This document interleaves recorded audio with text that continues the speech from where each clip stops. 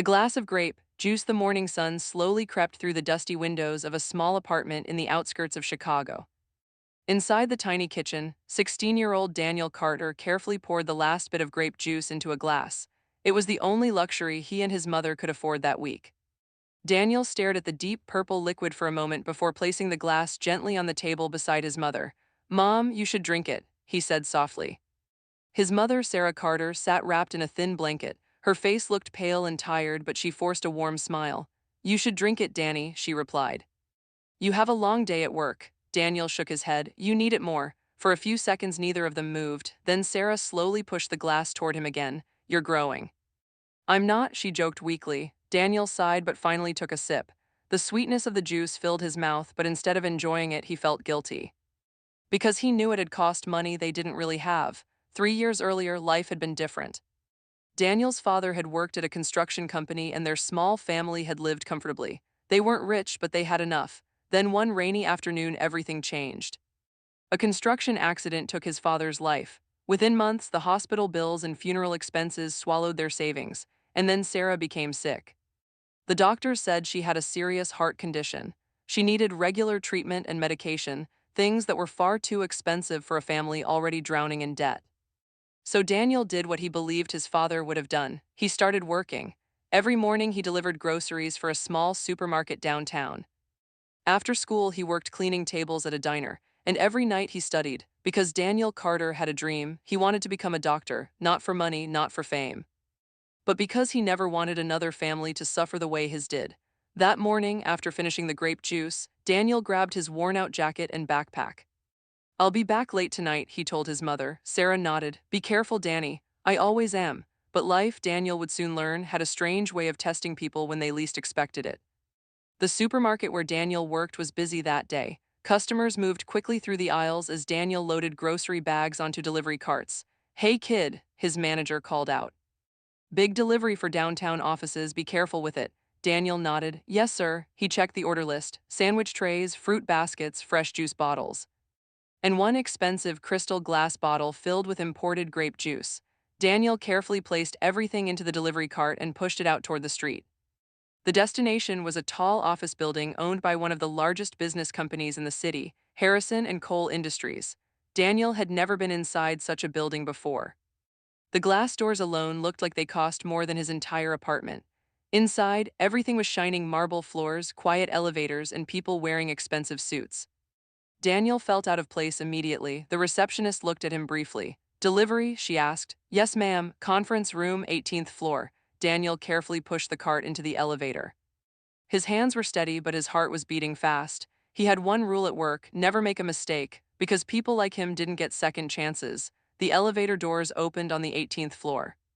Daniel walked down the hallway until he reached the large conference room. Inside were about a dozen business executives sitting around a long table. At the head of the table sat a man in his late 50s with silver hair and sharp eyes. Richard Harrison, CEO of Harrison and Cole Industries. Daniel didn't know his name yet. He only knew the room suddenly felt very quiet when he entered. "Delivery," Daniel said politely. One of the assistants gestured toward the side table. "Just place everything there." Daniel began unloading the food trays one by one. Everything was going smoothly until the accident happened. As Daniel reached for the crystal bottle of grape juice, one of the executives suddenly stood up, bumping the table slightly. The cart shifted. Daniel's hand slipped. The glass bottle fell. It shattered on the marble floor. Dark purple grape juice splashed across the floor and onto Richard Harrison's expensive white shirt. The room went completely silent.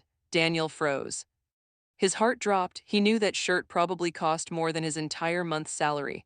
The manager would fire him. His mother's medicine, his job, everything flashed through his mind at once. I'm sorry," Daniel stammered. No one spoke. The assistant looked furious. "This is unacceptable," she snapped. Daniel felt his throat tighten. Then Richard Harrison slowly stood up. Everyone watched him. Daniel expected anger, shouting, maybe security. Instead, Harrison simply looked down at the purple stain on his shirt, then back at the terrified boy standing in front of him. And what he said next would change Daniel's life forever. The room was silent.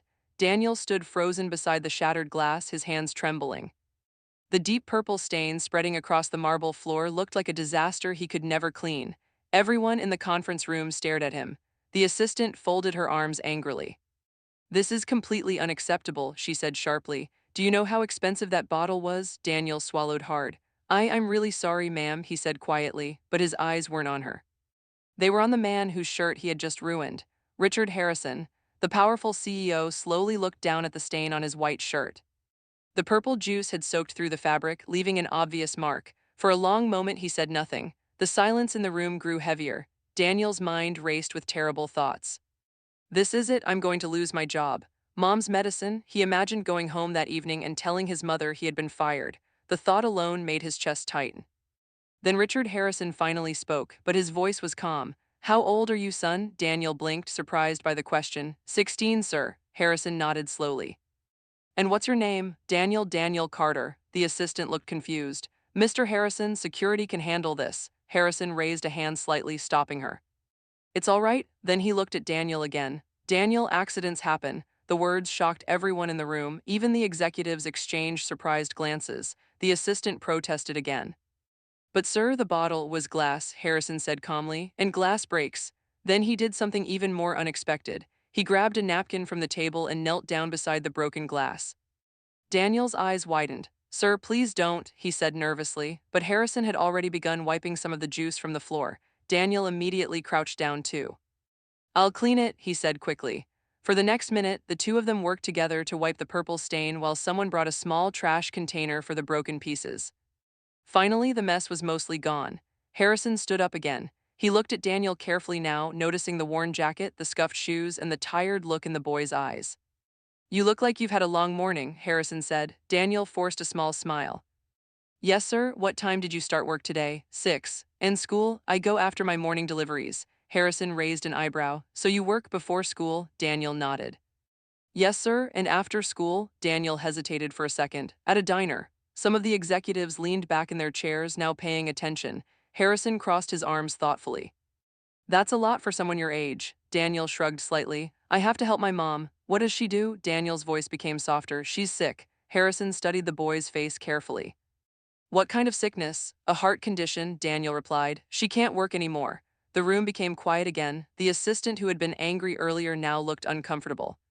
Harrison glanced at the cart filled with delivery boxes. Is this your first job today? No, sir, Daniel replied. Third delivery. Harrison nodded slowly. Then he surprised Daniel again.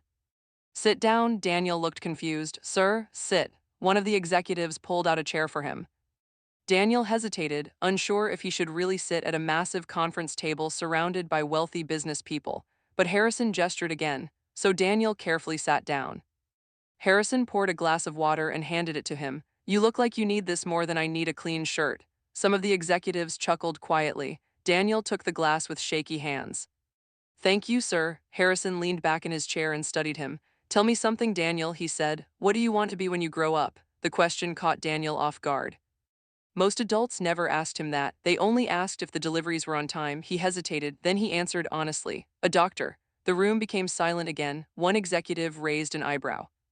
A doctor, he repeated. Daniel nodded. Yes, sir. Harrison tilted his head slightly. That's a difficult dream. I know, and expensive. Daniel looked down at the table. I know that too. Harrison leaned forward. So why a doctor? Daniel thought about his answer, then he said something simple. Because doctors tried to save my dad. The executives glanced at each other again. Daniel continued quietly. They did everything they could, but it was too late. Harrison's expression softened. And now your mother is sick. Daniel nodded. Yes, so you want to help people like your family? Daniel looked up. Yes, sir. For the first time, Harrison smiled, not a polite business smile. A real one. Then he turned to the executives. Gentlemen, give us a moment. They quickly understood and began leaving the conference room. Soon only Harrison, Daniel, and the assistant remained. Harrison sat down again across from the boy. Daniel, he said calmly, how much do you earn at the supermarket? About $200 a week. And the diner, another 100. Harrison nodded. $300, Daniel confirmed. Yes, sir. Harrison leaned back in his chair and looked out the window at the tall city buildings. Then he asked a question that Daniel never expected.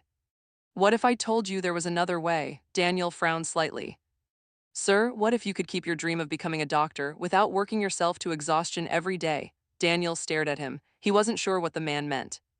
Dreams like yours shouldn't disappear because of money, Harrison said quietly. Then he turned back to Daniel. Tell me something honestly. Daniel nodded nervously. Yes, sir, if someone gave you the chance, would you still work just as hard? Daniel didn't hesitate. Yes, harder, yes, sir. Harrison smiled again. Good, because in that moment, Richard Harrison had already made a decision that would change not only Daniel's future, but many other lives as well. Daniel sat quietly at the large conference table, still unsure why one of the most powerful businessmen in the city was talking to him like this. His heart was still beating fast. Just 15 minutes earlier, he thought he was about to lose his job. Now he was sitting across from the CEO of a giant company. Richard Harrison folded his hands together and studied the boy carefully. Over the years, Harrison had met thousands of people, politicians, millionaires, investors. But something about Daniel Carter caught his attention. Maybe it was the boy's honesty. Maybe it was the determination in his eyes, or maybe it was the way he didn't complain about his situation.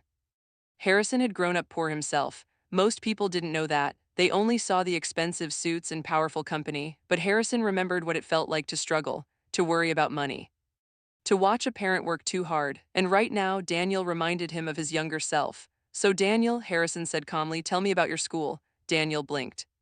My school, yes, it's normal, I guess. Grades, Daniel hesitated for a moment. Mostly A's. Harrison raised an eyebrow. Mostly, Daniel gave a small embarrassed smile. A B in chemistry last semester. Harrison chuckled. I think the world will survive. The assistant standing near the door also smiled slightly. Harrison leaned forward again. Do your teachers know you work two jobs? Daniel shook his head. Not really. Why not? Daniel looked down. I don't want them to think I can't handle my studies. Harrison nodded slowly. That answer impressed him. Many teenagers would use work as an excuse. Daniel used it as motivation. After a moment, Harrison stood up. Walk with me, he said. Daniel quickly stood as well. They stepped out of the conference room and began walking down the long hallway lined with glass offices.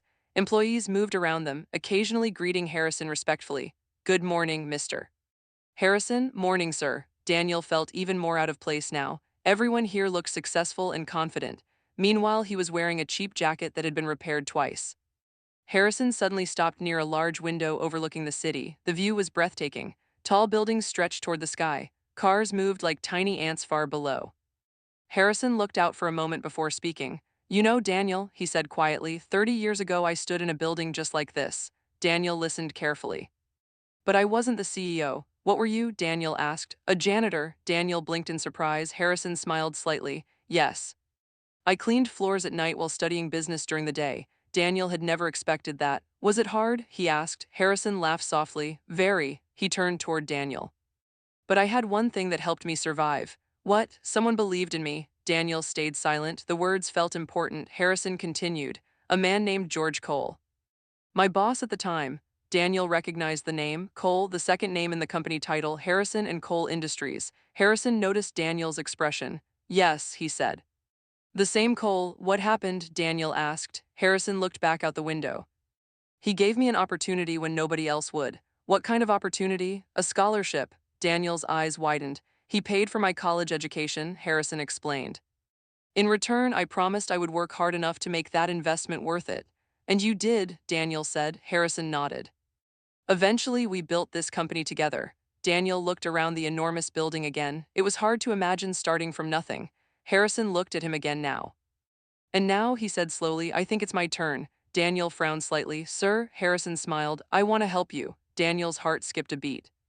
I don't understand. Harrison spoke clearly. I want to pay for your education. Daniel felt like the floor had disappeared beneath his feet. Sir, what? A full scholarship, Harrison continued. School, college, medical school if you earn it. Daniel stared at him, unable to speak. Harrison added one more thing. And while you study, you'll work here part-time, internships during summers. Real experience. Daniel's mind raced. This sounded impossible, too good to be real. But why? He asked quietly. Harrison looked at him with a calm expression. Because good dreams deserve a chance. Daniel's throat tightened. He thought about his mother sitting in their small apartment. He thought about the hospital bills. The long nights working at the diner. Sir, he said slowly, I don't know how to thank you. Harrison shook his head. You don't thank me, then what do I do? Harrison placed a hand gently on Daniel's shoulder. You succeed. Daniel felt tears forming in his eyes. But there's one condition, Harrison added. Daniel nodded quickly. Anything. Harrison smiled slightly. When you become a doctor, you help someone else the way I helped you. Daniel didn't hesitate. I promise. Harrison extended his hand. Daniel shook it firmly. And in that moment, A broken bottle of grape juice had turned into the beginning of an entirely new life. But neither of them knew yet that the most emotional part of the story was still waiting. Because later that evening, Daniel would take someone very important to meet Richard Harrison, his mother. And what happened next would leave everyone in tears. Daniel left the tall office building that afternoon with emotions he had never felt before: hope, excitement, and disbelief. The cool Chicago wind brushed against his face as he stepped onto the busy street. Cars rushed past, people hurried along the sidewalks, and the city continued moving like it always did. But for Daniel, everything felt different now. Just a few hours earlier, he had walked into that building thinking his life was about to fall apart. Now it felt like the door to an entirely new future had opened. He looked down at the business card Richard Harrison had given him. Richard Harrison, CEO, Harrison and Coal Industries under the name, was a personal phone number. Daniel carefully placed the card inside his wallet like it was the most valuable thing he owned. Because in many ways it was. Still, one thought kept returning to his mind. Mom, he needed to tell her. He almost wanted to run home, but first he had another shift at the diner. Daniel couldn't just quit his job suddenly. Even if Harrison had promised to help, Daniel wasn't the kind of person who abandoned responsibilities, so he went to work. The diner smelled like coffee and fried food as usual. "Danny," the cook shouted when he walked in. "You're late." "Sorry," Daniel replied quickly. His coworker Mia noticed something unusual about him. "You look different today," she said while wiping a table. "Different?" "Yeah," she smiled. "Like you just won the lottery." Daniel laughed nervously. "Not exactly." Throughout his shift, he kept thinking about the conversation with Harrison. Every time he replayed it in his mind, it still felt unreal. A scholarship, medical school, opportunity, the words echoed in his thoughts. Finally, after hours of cleaning tables and washing dishes, his shift ended. It was nearly 10 p.m. when Daniel walked home. The small apartment building looked the same as always, old, quiet, and a little worn down. But tonight Daniel climbed the stairs two at a time. He pushed the door open. Mom, Sarah, was sitting on the couch reading an old magazine. She looked up and smiled weakly. "You're home late." Daniel dropped his backpack and sat beside her. "Mom, something crazy happened today." Sarah laughed softly. "Good crazy or bad crazy?" Daniel took a deep breath. "Good." Then he told her everything: the delivery, the broken bottle of grape juice, the meeting with Richard Harrison, the scholarship offer. At first, Sarah just listened quietly, but as the story continued, her expression slowly changed. Surprise, disbelief, then tears. "Danny," she whispered. Daniel looked nervous. "You believe me, right?" Sarah grabbed his hands. "Of course I believe you." Tears rolled down her cheeks. "God, I prayed for something like this." Daniel squeezed her hands gently. "There's more." Sarah looked confused. "More? He wants to meet you." "Me?" Daniel nodded. "He said tomorrow evening." Sarah suddenly looked worried. "But Danny, I don't have nice clothes." Daniel smiled. "Mom, he didn't help me because of clothes." She wiped her tears slowly. "You're right," but deep inside, Sarah felt nervous. People like Richard Harrison lived in a completely different world. What would she even say to a man like that? The next evening arrived quickly. Daniel helped his mother get ready. She wore her best dress. It wasn't expensive, but it was clean and simple. Daniel wore the same jacket as yesterday. They took a bus downtown. During the ride, Sarah looked out the window quietly. "Are you nervous?" Daniel asked. "A little," she admitted. "Me too." Soon the bus stopped near the massive Harrison and Cole building. Sarah looked up at it in amazement. "This place is huge." Daniel nodded. "Yeah." Inside the building, the receptionist greeted them politely. "Mr. Harrison is expecting you." She directed them to the elevator. When the doors opened on the top floor, Richard Harrison was already waiting. He smiled warmly when he saw them. "Daniel, good evening, sir," Daniel said. Harrison turned toward Sarah. "And you must be Mrs. Carter." Sarah felt slightly shy. "Yes." Harrison shook her hand respectfully. "It's a pleasure to meet you." They walked together into a quiet office with a beautiful view of the city. Harrison offered them seats, then he spoke kindly. "Daniel told me about your situation." Sarah nodded. "Yes, life hasn't been easy lately." Harrison looked thoughtful for a moment, then he said something that surprised her. "You raised a remarkable young man." Sarah smiled proudly. "He reminds me of someone I used to know." "Who?" Daniel asked. Harrison chuckled softly. "Myself." The room filled with quiet laughter. Then Harrison became serious again. "I want Daniel to succeed," he said. Sarah looked into his eyes. "And I will support that in any way I can." Harrison nodded. "Good." Then he added something unexpected. "But helping Daniel isn't the only reason I asked you here." Sarah looked confused. "What do you mean?" Harrison leaned forward. "I spoke to a cardiologist this morning." Daniel and Sarah both froze. "A cardiologist?" Sarah asked. "Yes." Harrison's voice remained calm. "One of the best heart specialists in the country." Daniel suddenly understood. You mean? Harrison smiled gently. Yes, he looked directly at Sarah. We're going to take care of your medical treatment too. Sarah covered her mouth in shock, tears filled her eyes again. Daniel felt his chest tighten with emotion. Sir, that's too much, Sarah whispered. Harrison shook his head. No, then he said something that would stay in Daniel's memory forever. Kindness is never too much. The room fell silent. In that moment, Daniel realized something powerful. One broken bottle of grape juice had changed everything. The room remained silent after Richard Harrison's words. Sarah Carter sat still, her hands trembling slightly in her lap. Tears slowly rolled down her cheeks as she tried to process what she had just heard. For years, she had worried about how her illness would affect her son's future. She had seen Daniel work long hours, sacrifice sleep, and carry responsibilities that no teenager should have to bear. And now suddenly someone was offering them hope. Real hope. Mr. Harrison, Sarah said softly, I don't know how to thank you. Harrison shook his head gently. You already have, Sarah looked confused. How? He looked toward Daniel. By raising him. Daniel felt his chest tighten with emotion. Harrison continued calmly. I've met thousands of young people in my life. Many of them had money, opportunities, and advantages. He paused. But very few had Daniel's character. Daniel looked down, feeling both proud and embarrassed. Harrison stood up and walked toward the window overlooking the city. When I was young, he said quietly, someone believed in me when I had nothing. He turned back toward them. Everything I built in life came from that one moment of kindness. Sarah wiped her tears. So now you're doing the same thing, Harrison smiled. Exactly. Over the next few months, many things began to change. Sarah started receiving treatment from the cardiologist Harrison had recommended. The doctors carefully adjusted her medication and monitored her heart condition. Slowly, her health began improving. For the first time in years, she had energy again. Meanwhile, Daniel continued studying harder than ever before. True to his word, Harrison arranged a special education program for him. Daniel still attended school like any normal student, but during weekends and summer breaks, he worked as an intern at Harrison and Cole Industries. There he learned things that most teenagers could only imagine: leadership, business, responsibility, but Harrison always reminded him of one thing. Never forget why you wanted to become a doctor. Daniel never did. Every night he still remembered the hospital room where doctors had tried to save his father. Every day he remembered the sacrifices his mother had made. Those memories kept him focused. Years passed. Daniel graduated from high school with top honors. Then he entered one of the best universities in the country. Medical school was extremely difficult, but Daniel never gave up. Whenever things became overwhelming, Harrison would remind him, dreams are supposed to be difficult.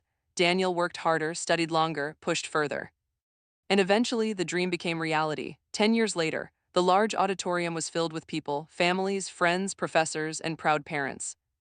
On the stage stood a group of newly graduated doctors wearing long white coats. Among them was Daniel Carter. He looked older now, more confident, stronger. But his eyes still held the same determination. His name was called, Dr. Daniel Carter. The audience applauded loudly as he stepped forward to receive his medical degree. In the front row sat two people watching him with pride, Sarah Carter and Richard Harrison. Sarah wiped tears from her eyes as Daniel walked across the stage. I can't believe it, she whispered. Harrison smiled warmly. I told you he would succeed. After the ceremony ended, Daniel walked toward them. He hugged his mother tightly. We did it, he said. Sarah laughed through her tears. No, Danny, you did it. Then Daniel turned to Harrison. For a moment, neither of them spoke. Finally, Daniel said something quietly. You changed my life. Harrison shook his head. No, he pointed gently toward Daniel's chest. You changed it yourself. Daniel smiled. Then he remembered the promise he had made years ago. Sir, Daniel said, I have something to tell you. Harrison raised an eyebrow. What is it? Daniel looked proud. I accepted a job. Where? Daniel's smile widened. At a hospital that treats low-income families. Harrison's face lit up with pride. You kept your promise. Daniel nodded. Yes. Then he added something else. And I started a scholarship fund for students who can't afford medical school. Harrison laughed happily. Now you're making me feel old. Daniel smiled. But you started it. Harrison placed a hand on his shoulder. No, Daniel. He looked around at the celebrating families in the auditorium. You did. Later that evening, Daniel sat quietly in his new office at the hospital. A nurse knocked on the door. Doctor, your next patient is ready. Daniel stood up and straightened his white coat. As he walked toward the examination room, he suddenly remembered something: a broken bottle of grape juice. A frightened boy, a kind businessman, one small accident, one unexpected act of kindness, and a life completely changed. Daniel opened the door to greet his patient. Because now it was his turn to change someone else's life.